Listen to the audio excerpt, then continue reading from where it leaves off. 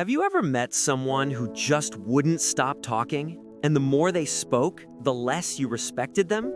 It's funny how we often think that talking a lot makes us look smart, but in reality, it's usually the exact opposite.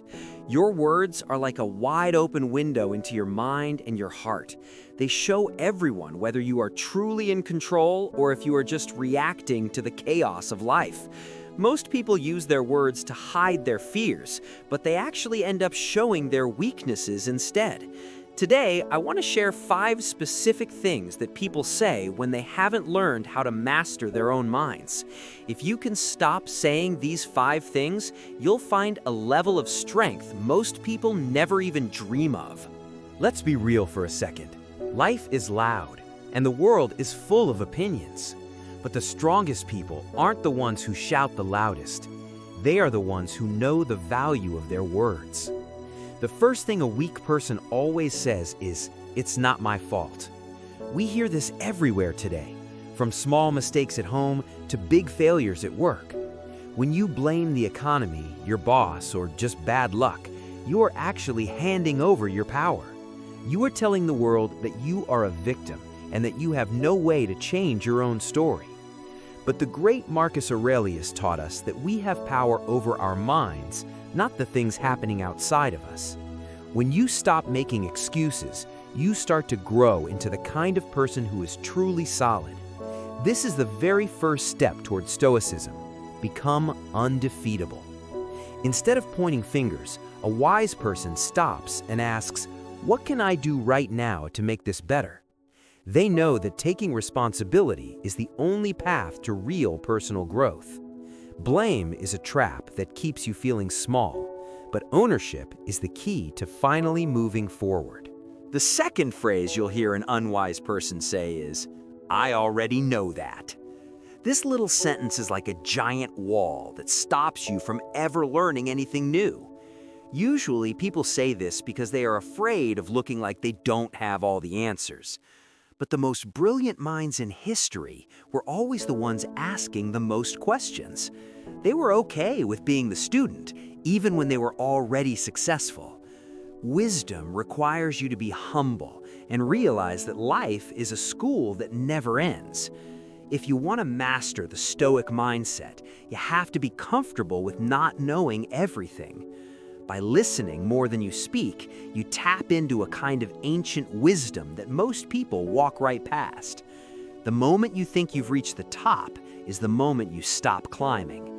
Real power comes from keeping an open heart and always looking for ways to become a better version of yourself. The third thing people say is, "That's impossible." To a person who is ruled by fear, every big challenge looks like a mountain they can't climb. They convince themselves that things are too hard because they are afraid of the work it takes to succeed. They give up before the fight even starts, and they call it being realistic. But the wise teacher Seneca reminded us that things aren't difficult because we don't dare. They are difficult because we don't dare to try. If you want to know how to build a mind that nothing can break, you have to delete the word impossible from your vocabulary. Most of the time, that word is just a limit we've placed on our own imagination. To a person who is mentally strong, every obstacle is just another way to get stronger. Effort isn't a burden, it is the very thing that gives your life weight and meaning. The fourth phrase is, "I don't care." This might sound like someone is being calm, but it's usually just a mask for deep fear. People say they don't care because they are terrified of failing at something they actually love. If they pretend it doesn't matter, they think they won't get hurt when things go wrong. Now, Stoic principles do teach us to be calm about things like fame or money, but that is a noble choice, not a lazy one. A wise person cares deeply about their character, their family, and their actions. They don't use "I don't care" as a way to run away from their responsibilities. Understanding the secret to staying calm under pressure isn't about being a robot with no feelings. It's about knowing what is worth your energy and what is just noise. When you stop hiding behind a fake attitude of not caring, you start living a life that is focused and full of light. The fifth and final thing is, what's in it for me? This phrase reveals a person who sees every human being as a transaction or a deal.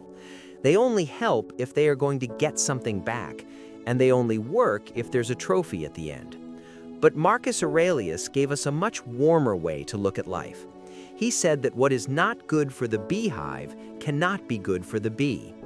If you only look out for yourself, you will eventually find yourself feeling very empty and very alone.